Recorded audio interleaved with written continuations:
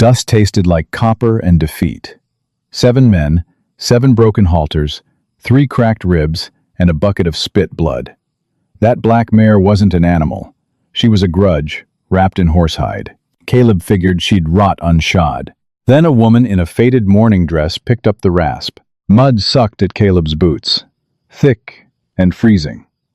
The corral at Pine Bluff was a makeshift ring of jagged lodgepole pine, smelling intensely of manure, crushed sage, and panic. Inside it, the black mare circled. She didn't trot. She stalked. Her coat was a dull, dusty charcoal, slicked with patches of white lather at the neck and flanks. She moved with a jagged, furious rhythm, throwing her heavy head against the tight rope that bound her to the snubbing post. The wood groaned under her weight. Josiah Cobb lay in the dirt near the water trough, spitting a tooth into the muck. "Devil bitch," Josiah wheezed, clutching his ribcage. A thin line of crimson painted his chin. He didn't try to stand. Caleb leaned against the top rail, letting the rough bark bite through the worn wool of his coat into his forearms. He was 38, but today his bones felt 50. A decade trapping beaver up the icy veins of the Yellowstone had left him with a stiff hip and a profound lack of patience for loud men and wilder beasts. He rubbed the swelling knot on his left thigh where the mare had caught him 20 minutes ago. The ache throbbed a steady, sickening rhythm in time with his pulse. Men around this territory prided themselves on breaking things. They broke the land. They broke the pines. They broke each other over whiskey and bad cards. Most of all, they broke horses. Caleb wasn't much different. He relied on brute force and stubbornness to survive the winters, preferring the quiet, lethal snap of a steel trap over the loud boast of a dusty corral. Still, he needed a pack animal. This mare had been led into the settlement by a greenhorn who died of cholera on the trail, and she was cheap. Now, he knew why. She hadn't just fought the halter. She had fought the very concept of men. "Tie her off closer," shouted a cattleman named Wyatt, grabbing a thick length of braided rawhide. "Get a twitch on her nose.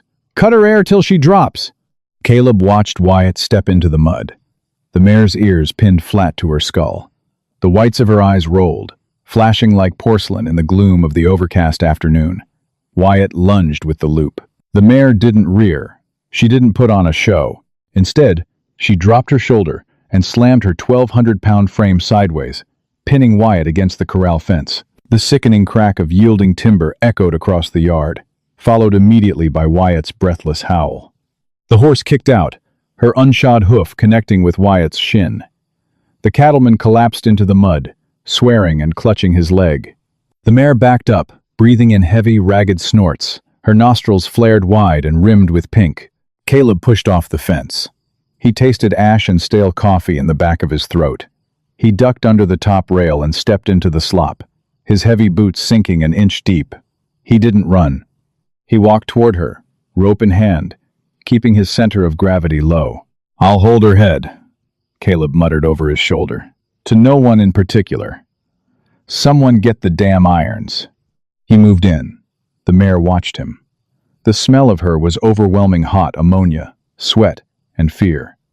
Caleb reached out, his thick, leather-gloved hand moving slowly toward the halter. He managed to grab the thick cheek piece. For a half-second, he thought he had her.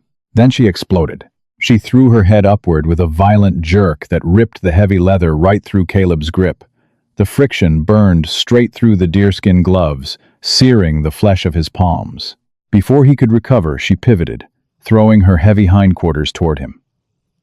Caleb threw himself backward into the dirt, barely avoiding a double-barreled kick that whistled an inch past his jaw. He hit the ground hard, the wind leaving his lungs in a sharp rush. He lay there for a moment, staring up at the gray, bruised sky. His shoulder throbbed, his hands burned. His pride, usually buried deep beneath a layer of cynical indifference, flared hot and painful in his chest. He rolled over, spitting a mouthful of gritty earth, and pushed himself up to his knees. The men gathered around the outside of the corral were quiet now. 4 men had tried. 4 men had been battered, bruised, and dumped into the filth. The blacksmith, an older man named Cole, leaned over the fence holding a pair of heavy iron tongs. A horseshoe, glowing a dull cherry red, clamped in the jaws. The heat of it radiated into the cold air, smelling of coal smoke and iron scale. "She ain't taking iron today, Miller," Cole said, his voice flat. "Or tomorrow. Put a bullet in her before she kills somebody. She's gone feral." Caleb stood, brushing the mud off his knees with trembling hands. He glared at the mare. She stood trembling at the end of the rope, exhausted, broken, but entirely unyielding. He hated her in that moment. He hated the way she looked at him, like he was a predator. But more than that, he hated the creeping realization that he had failed. He was a mountain man. He survived blizzards that froze cattle upright. He had fought off wolves with a hatchet, but he couldn't put a piece of curved iron on a horse's foot. "Drown the fire," Caleb said softly, his voice rasping like dry leaves. "Leave her tied. Let her freeze a bit. Maybe the cold will take the fight out of her." It was a cruel thought, but Caleb felt cruel. The mountains didn't reward softness, and neither did this town. He turned his back on the horse and began trudging toward the gate. Iron clinked. A subtle, rhythmic rattling from the edge of the yard broke the heavy tension, standing in stark contrast to the ringing strikes of a blacksmith's hammer. Caleb paused at the gate, swiping a streak of mud from his jaw. The wind shifted. Instead of the sharp stench of frightened horse and blood, he smelled lye soap, plain, harsh, and clean. A wagon sat parked near the forge, its hitched mule looking half asleep. Standing beside the corral was a woman in a heavy wool coat over a faded black mourning dress. Her skirt's hem was caked in dried, yellow clay. Caleb knew her, Nora Higgins. Her husband had been crushed under a logging wagon 2 springs ago, leaving her a half-cleared claim on the edge of the valley. She looked exhausted, her dull chestnut hair pulled into a severe knot, loose strands whipping across her pale cheeks. She wasn't looking at Caleb, or the injured men bleeding by the trough. She watched the mare. "That animal is a killer, Mrs. Higgins," Cole warned from the forge, tossing a cooling horseshoe into a water bucket. Steam hissed violently into the freezing air. "Step back from the rails." Nora remained perfectly still, her hands buried deep in her pockets. Her dark eyes tracked the mare's ragged breathing, noticing exactly how the horse shifted its weight off the right hind leg. "Her feet are split," Nora said. Her voice lacked the booming aggression of the yard's men. It was a simple, unadorned fact. "She's stepping on cracked horn. That's why she's throwing her weight." Josiah scoffed from the muck, gingerly prodding his swollen mouth. "She's throwing her weight 'cause she's possessed, lady. Go back to your knitting." Nora turned. Her gaze was so flat and void of pity that the bleeding man actually averted his eyes. Then, she looked at Caleb. Caleb met her stare, suppressing a sudden, bizarre urge to wipe the dirt off his face. He crossed his arms over his broad chest, projecting annoyed authority. "She's untamable. We've had ropes on her for an hour. She won't be held." "You're holding her like you're trying to choke out a bear," Nora replied, her tone conversational and entirely stripped of insult. She walked slowly to the gate. "Open it." Caleb didn't move. "I ain't scraping your brains off the fence." Nora sighed, the heavy, weary sound of a woman who had spent 2 years burying a husband, pulling stumps, and surviving a world built for men, only to be questioned at every turn. She simply reached over, unlatched the heavy iron hook herself, and pushed the gate open. Caleb stepped back, his jaw tight. "Fine," he thought bitterly. "Let her learn." Nora stepped into the mud. She carried no rope, no twitch. She walked past Caleb, close enough that he saw the fine network of lines around her eyes and the raw, red chapping on her knuckles. Without asking for permission, she collected a rasp and a hoof knife from the blacksmith's block, tucking the heavy tools into her apron. Then, she turned to the horse. The men fell dead silent. Even the wind seemed to hold its breath. Caleb felt a tight coil of tension, knot in his gut. He resented her arrogance, yet a cold dread pooled beneath his wounded pride. He didn't actually want to see her hurt. He took a half-step forward, ready to drag her out when the beast reared. But the horse didn't rear. Nora walked in a wide, slow arc toward the horse's left shoulder, keeping her gaze strictly lowered to the mare's knees. She hummed. It wasn't a song, just a low, resonant vibration in her chest, matching the slow, deliberate tempo of her footsteps. The mare's ears flicked. She snorted, tossing her heavy head and pulling at the snubbing post, bracing her thick legs for the strike, the shouting, the pain. Nora stopped 3 feet away. She stood in the freezing mud, dropping her shoulders, letting the defensive tension bleed out of her posture. She stood as still as a rooted pine. A minute passed. Then 2. Caleb shifted his weight, his boots making a soft squelching sound. Nora raised a hand, a silent command for him to stay entirely still. The mare snorted, quieter this time. The frantic rolling of her eyes slowed. She stretched her long neck out, sniffing the iron, the mud, the blood. But as she leaned closer to the widow, she smelled the lye soap. She smelled the quiet. Nora raised her hand, taking a painfully long time to bridge the short distance. Caleb's breath hitched in his throat, remembering the blinding speed of that deadly hoof. He gripped the fence rails tightly. Nora's hand lightly touched the mare's shoulder. The horse flinched, her skin rippling violently, but she didn't strike. Nora kept her hand there, applying zero pressure, just offering a warm weight against the dusty coat. Slowly, methodically, she began to rub the base of the neck, digging her strong, calloused fingers into the trembling muscle. "There you are," Nora murmured, her voice a soft rumble. "You're tired. You're just tired." Caleb watched, mesmerized, and profoundly annoyed. The horse that had battered 4 men and thrown him like a rag doll stood perfectly still, under the touch of a woman half his size. It felt like a public reprimand. Nora slid her hand down the mare's leg. The horse tensed again. Nora stopped, resting her hand patiently on the knee until the muscle relaxed, then slid down to the fetlock. She anchored her hip against the horse's shoulder, becoming a stabilizing part of the animal's balance. "Pick it up," Nora whispered, pinching the tendon slightly. The black mare lifted her heavy hoof. A collective exhale rippled through the fence line. Caleb stared at Nora's broad, scarred hands. She pulled the hoof knife, and with deft, practiced movements, carved away the ragged split horn. The dry scraping echoed loudly in the quiet corral. Caleb realized he was staring at the back of her neck, noting the grounded strength in her spine. She wasn't forcing the horse. She was supporting it. She held the heavy leg as if it were fragile glass, yet with enough stability that the mare felt entirely secure. She dropped the hoof, walked to the anvil, and placed a discarded cold shoe into the forge's glowing coals. Pumping the bellows, the fire roared to life, casting a flickering orange glow across her pale face. She existed in a bubble of absolute, focused isolation. Caleb felt an uncomfortable twisting in his chest. It wasn't just bruised pride anymore. He had survived his whole life by conquering his environment, breaking the river ice, breaking the will of his dogs. He fought the world until it let him live in it. Nora pulled the glowing iron with tongs, carrying the smoking metal back. The mare shifted at the smell of intense heat. Nora murmured low, stepping right back into the horse's side, lifting the hoof again. She pressed the hot shoe against the trimmed horn.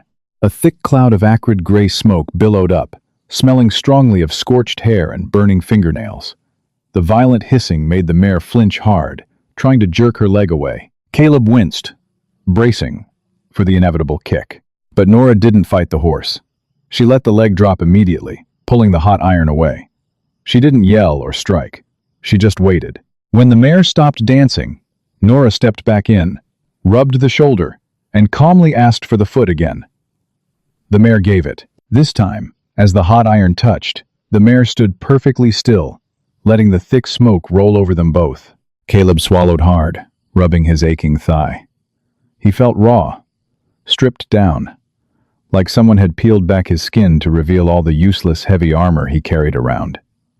He looked at Nora Higgins, her muddy hem, her scarred hands, the quiet, absolute authority in her posture, and for the first time in 10 years, the mountain man felt incredibly, painfully small. Smoke plumed from the scorched hoof, rising in a thick, acrid column that cut through the freezing air. It smelled violently of burnt hair and charred earth. Nora held the mare's front leg steady, her own knees bent to absorb the animal's shifting weight. She didn't flinch as the hot iron seared into the dead horn. She just waited, humming that same low, chest-deep vibration, until the hissing stopped. Caleb watched from the fence, his jaw clamped so tight his teeth ached.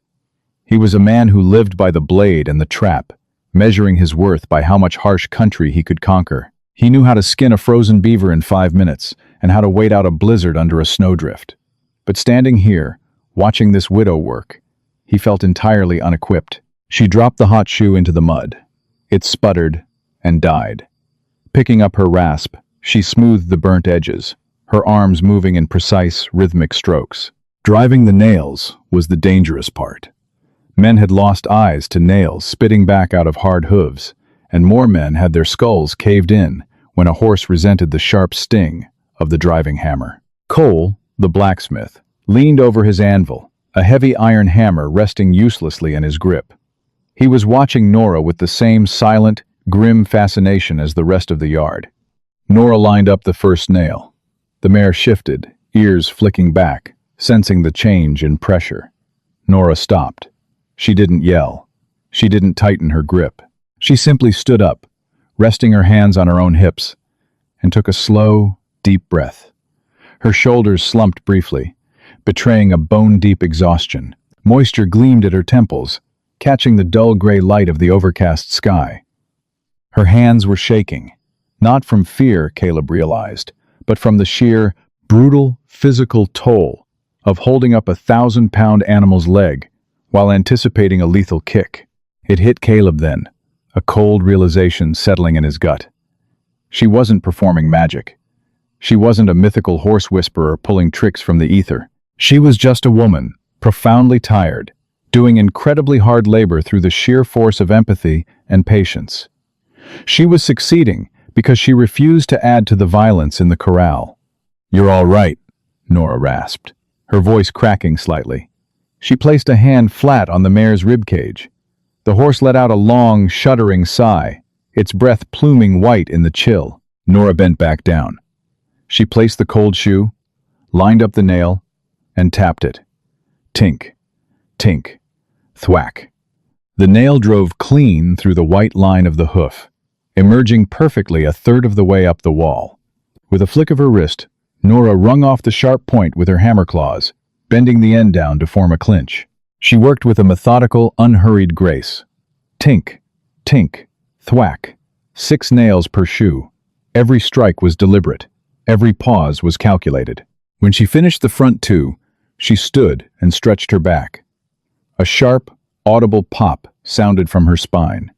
She grimaced, pressing a dirty hand to her lumbar region. Josiah Cobb, finally standing by the trough, wiped the last of the blood from his chin. "She ain't gonna get the hinds," he muttered, though the venom was entirely gone from his voice. He sounded more like a man praying for validation than making a prediction. "That's the killing end. Mare won't let her back there." Caleb turned his head slowly, fixing Josiah with a stare as cold and hard as the river ice. He didn't say a word. He didn't have to. Josiah swallowed, broke eye contact, and limped toward the saloon. Nora moved to the back left leg. This was the leg that had put Wyatt in the mud. The mare's muscles bunched immediately. She picked the hoof up before Nora even touched it, holding it high, warning her. Caleb felt his pulse hammer against his ribs. He instinctively took a half step away from the fence, his boots sucking in the thick clay. He wanted to tell her to stop. He wanted to pull her away. The urge to intervene, to assert control over the dangerous situation, was a heavy, suffocating instinct. But he forced his boots to stay planted. He forced his hands to stay at his sides. He had to let her finish. Nora didn't reach for the raised hoof. She stepped close to the mare's flank, resting her own shoulder against the horse's hip. She began to stroke the tight, trembling muscles of the hindquarters. She let the horse hold the leg up until the animal's own fatigue forced it to drop. The moment the hoof touched the mud, Nora picked it back up. The mare kicked out, a short, sharp snap of pure instinct. Nora didn't fight the kick. She let her hands go limp, allowing the leg to fly out, dodging the heavy, iron-hard edge of the hoof by a fraction of an inch. She didn't back away. She stepped right back in, picked the foot up again, and waited. She offered no anger for the horse to fight against. She offered only an immovable, quiet persistence.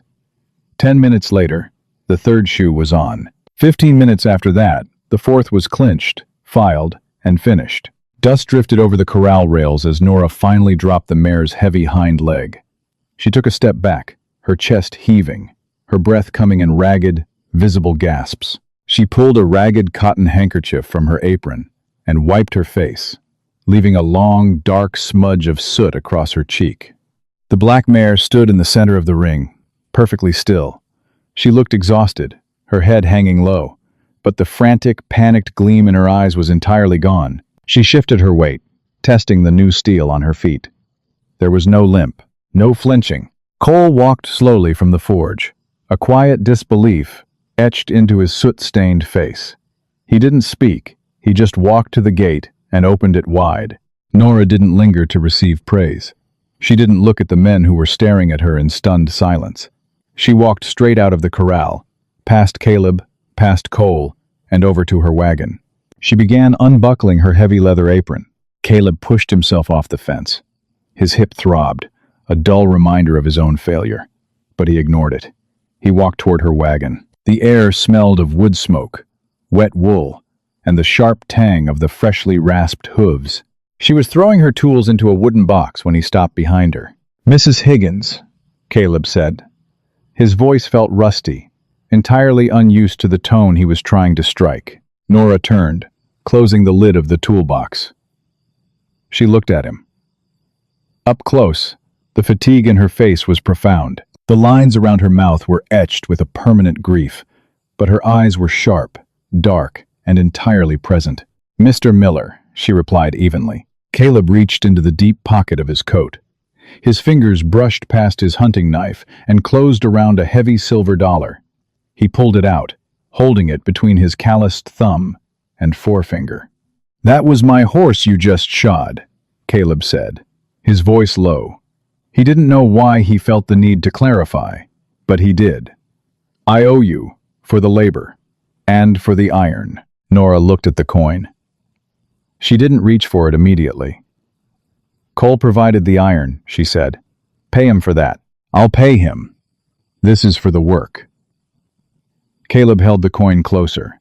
Nobody else in this territory could have done that, not without a bullet being involved. Nora finally reached out. Her fingers brushed his palm as she took the silver. Her skin was rougher than his, scarred from lie and cold. "She wasn't fighting you, Mr. Miller," Nora said softly, dropping the coin into her coat pocket. Caleb frowned, a defensive prickle running up his spine. "She kicked two men into the dirt and nearly took my jaw off. Seemed like fighting to me." "She was fighting the rope," Nora corrected, her gaze steady. "She was fighting the noise. You men act like everything in the world is a nail, and you're all hammers. Sometimes a creature is just terrified, and hitting it harder doesn't make it brave. It just makes it desperate." The words weren't delivered with malice, but they cut deep. They sliced through the armor Caleb had spent a decade building in the high country. He thought of the traps he set, the unyielding steel he used to bind the world to his will. He thought of his quiet, isolated cabin, and the heavy, suffocating loneliness he carried with him like a second coat. "How did you know?" Caleb asked. The roughness in his voice was gone, replaced by a rare, raw curiosity. "How did you know to just wait?" Nora looked past him, toward the black mare, who was now quietly drinking from the trough. "When Elias died, she started," her voice dropping to a quiet murmur. "The bankmen came. The land office came. The neighbors came with their pity and their advice. Everyone pulling at me, telling me how to grieve, how to sell, how to survive. It felt like a rope around my neck. The more they pulled, the more I wanted to kick the teeth out of every single one of them." She turned her dark eyes back to Caleb. The shared understanding between them was sudden and heavy. "I didn't need a heavy hand," she said softly. "I just needed someone to stand in the mud with me until the panic passed." Caleb stared at her.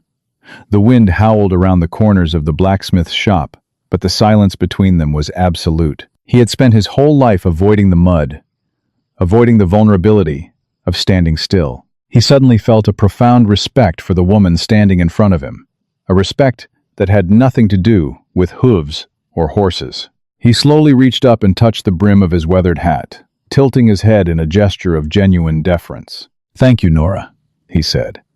He didn't use her formal title. He used her name, offering it with a quiet dignity. Nora gave a single, slow nod.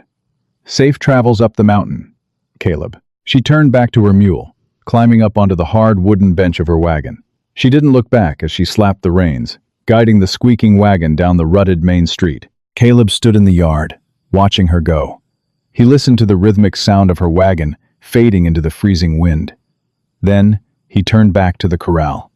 The black mare was waiting. She watched him approach, her dark eyes tracking his movement. Caleb stopped at the gate. He didn't reach for his heavy coil of rope. He didn't brace his shoulders for a fight. He took a deep breath, letting the cold air clear the ash from his lungs. He opened the gate, walked slowly into the mud, and stopped 3 feet away from her shoulder. He didn't speak. He didn't move. He just stood there in the freezing yard, waiting. Well, friends, that concludes our story today. If you felt the cold mud and tasted the iron in the air with Caleb and Nora, hit that like button. We tell raw, real stories of the untamed West every single week. Don't let this be the last trail we ride together. Subscribe to the channel and ring the bell so you never miss a tale. Drop a comment below. What would you have done with that black mare? Share this video with a friend. See you next time.